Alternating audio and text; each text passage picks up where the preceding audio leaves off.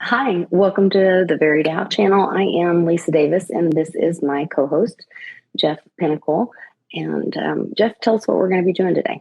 Thanks, Lisa. Today we're going to continue our series on interviewing our special guests of members of the Veritaseum DAO. So stay tuned for a special interview coming up next.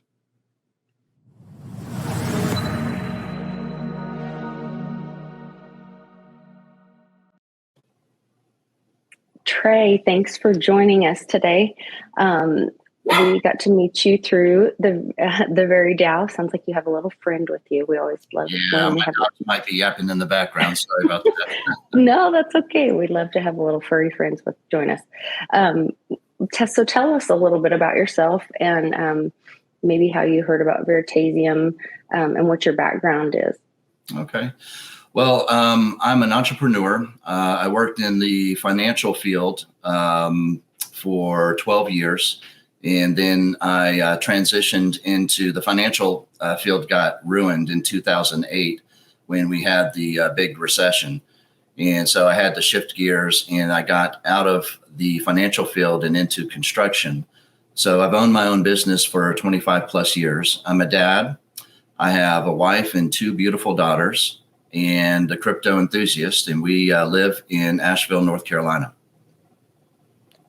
Thanks, Trey. Sorry, Lisa. But that's interesting that you say like you get involved in cryptocurrency, but not everybody gets involved to the depths that you get. So what led you to go down the road of joining the Veritaseum DAO and getting even more involved in this particular project? Yeah, great question, Jeff. I've known that there's something wrong with our system for a few decades now. When the .com boom came and busted, I saw several of my friends go bankrupt. And I started thinking about all of the bust and boom cycles that I've seen in my career, especially being in the financial side of the picture. So I've been looking for an alternative way to conduct business, to handle personal affairs for quite some time. And back in the late 90s, I found the cypherpunks, Mark Andreessen, Adam Black, Hal Finney, John Gilmore, and Nick Szabo, and those guys. And I'm sure you guys are familiar with the cypherpunks. They're famous in the crypto sphere. But they too realized that there was something wrong with our system, the way that we struggled with money and with value exchange. So I ran into Reggie Middleton back when I was doing some analysis. He was in the financial world for quite some time, ran a boom bust blog for a long time and made some incredible predictions. And what really impressed me was I watched him on CNBC, and he actually was up against some of the best young minds in Wall Street, and he won Stock Picker of the Year 2 years in a row. And so it caught my attention. I started following him, and then, kind of life happened. I was raising a family. I was in a new business. Things started. I started to get distracted from looking for another system. And then in 2012, I got involved in Bitcoin. Funny story about my Bitcoin experience. I got into Bitcoin to actually buy stuff. And we back in 2012, I think I purchased my first Bitcoin for $10 or $11, something like that. And my wife and I were so excited. We had another way to kind of get around the system. And we bought a Jamaican hammock and a bag of dog food for 5 Bitcoins, probably the most expensive purchase that we've ever made.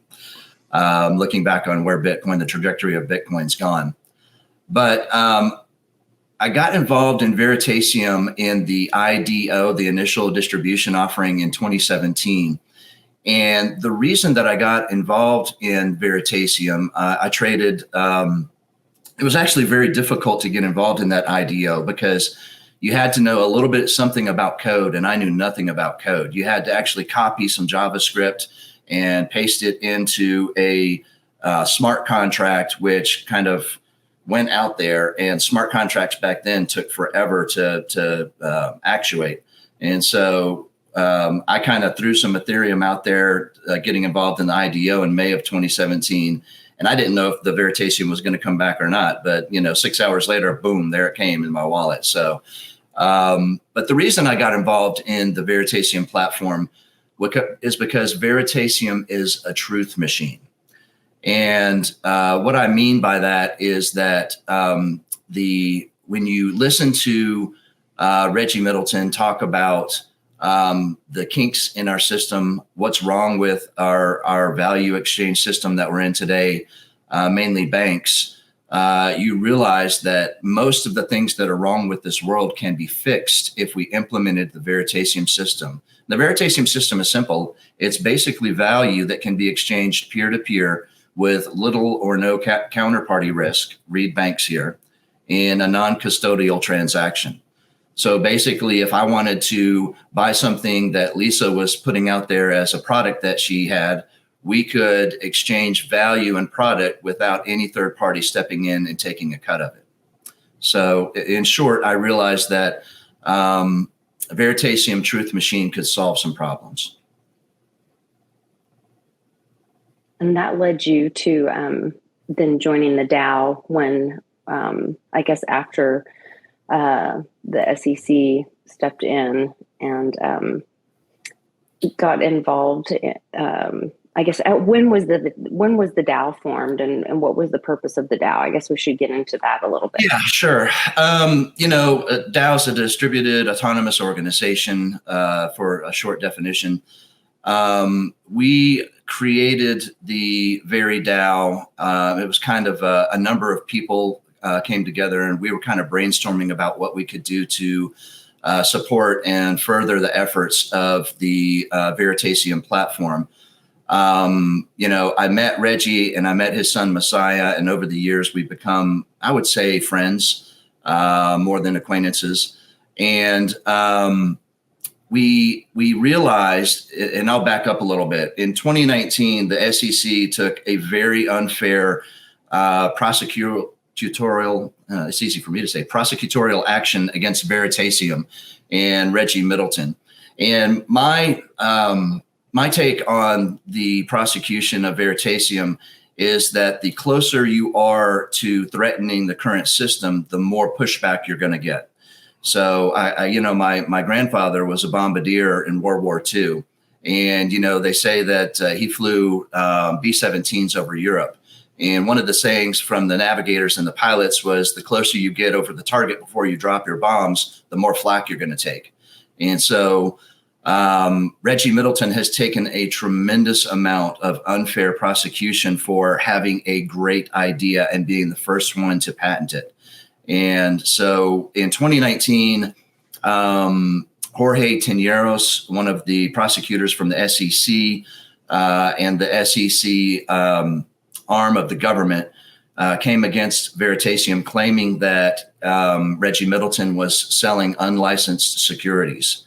Well, let's back up and look at who else was selling a similar product. In 2015, I think Ethereum had its initial coin offering and sold coins on the market almost exactly like Reggie Middleton did for Veritaseum. But for some unknown reason, Bitcoin and Ethereum have gotten a pass from the SEC as a security, while smaller, less funded organizations have been prosecuted robustly. So, is there corruption there? Absolutely, 100%. If you go back and look, Jay Clayton, who was the director of the SEC at that time, has entered the revolving door of going and representing Ethereum-based organizations like Consensus and making a nice little piece of change off of that, while prosecuting smaller organizations like Veritaseum and Kin and several others, which don't have the deep pockets to defend themselves. So Reggie Middleton, who, by the way, was completely cooperating with the SEC at that time, he opened his books, he let the SEC in, he asked them for advice on how to move forward in a way that fits the guidelines of the regulators. So he was 100% transparent in his efforts to create an organization, a world-class organization that served people rather than took away from the community. So, it's my opinion that he was unfairly prosecuted.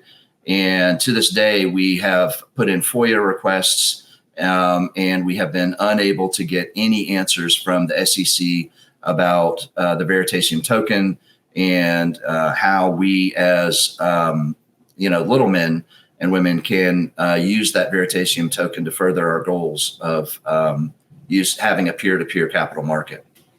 So FOIA requests, what are some of the other things that the Veritaseum DAO does, and what is your role in the Veritaseum DAO? Well, we formed the Veritaseum DAO in the fall of 2021, so almost a year ago. And the goal was to promote the Veritaseum platform and find partnerships for people that recognized the value of the Veritaseum platform. We do analysis, which is we find organizations, and we'll back up from there. Reggie was granted a patent in the Japanese and U.S. jurisdictions for peer-to-peer, non-custodial peer-to-peer value transactions on the blockchain. And it sounds like that's a wide scope, but going back and looking at the evidence, Reggie absolutely 100% was the first one that thought of the idea and implemented it. In fact, back in 2014, Reggie and his CFO veritized a share of Apple and actually exchanged it live on YouTube. And so it's pretty impressive that you can take an equity, digitize it, and parse it out into 8 decimals beyond the decimal point, and then trade it, which is exactly what he did. So he was awarded a patent for his invention for creating peer-to-peer capital markets and a subset of DeFi. And so our idea was to come together and find people that were doing things in the crypto space, that were doing things in the legacy space, which fell under his patent, and offer to analyze their business and show them how we could better their business through a partnership with Veritaseum. So that was basically why we created the VeriDAO. The VeriDAO has 29 members, and we have some of the smartest people that I've ever run to in the industry. We've got folks on the media team who have done some award-winning media. We've got you two, which is awesome. You two are some of the brightest stars in the bunch. But we've got coders, we've got financial analysts, we've got engineers, and we are coming together as we're unusual in that we don't have a native token. We don't run funds through the DAO. We are trying to stay focused on our goal of creating partnerships and furthering the Veritaseum platform as we go. And so, we're not taking any remuneration for doing what we do. But I think the general consensus among the members is that we do this because we understand that the system that we're in is completely broken and people are suffering, and the Veritaseum platform is the solution. Well, Trey, I think you did a great job of explaining the past leading of Veritaseum and a lot of the other crypto stuff that's happened in the past several years, leading us up to the present, both for the project and for the DAO. But a lot of the viewers are more interested about this, looking at the future. So how do you see Veritaseum getting involved in the financial markets and crypto markets moving forward? And what would that mean for the token holders and the software and the Veritaseum tokens itself? Great question, Jeff. Great question. The Veritaseum platform, we believe, is going to be an integral part of the new economy that is going to kind of come out of the ashes of the legacy system. And I'll give you a very specific example. I did some analysis of JP Morgan along with a coder that's in the VeriDAO.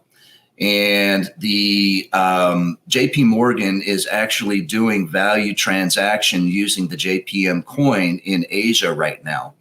They have a system and an arm of their bank that does digital assets. And basically in the financial system, if you're going to settle hundreds of millions or billions of dollars worth of debt notes or fiat money, which the banks do every day, you've got to go through the SWIFT system. The SWIFT system charges a very, very high fee for what they do. So if you have a block of $200 million that settles through the SWIFT system, a good chunk of that, maybe millions, maybe hundreds of thousands, are set aside and goes to the SWIFT Corporation for settling that debt. Well, JP Morgan said, well, we've got this digital thing going on here and we're kind of hip to it now. You know, they got in the game a little bit late. In I think it was 2020, Onyx, which is their digital arm, started settling the same debt through their banks in Asia using JPM coin, which costs a fraction of what the SWIFT system was charging them. So that same $200 million, which cost $2 million to settle through the SWIFT system, cost literally $10 to settle through the digital system. So right there, you're experiencing an enormous cost savings by going outside of the normal financial system. So we did an analysis of the JPM coin and all of the offerings that they put together, and presented that. The DAO presented that to Reggie Middleton and his team.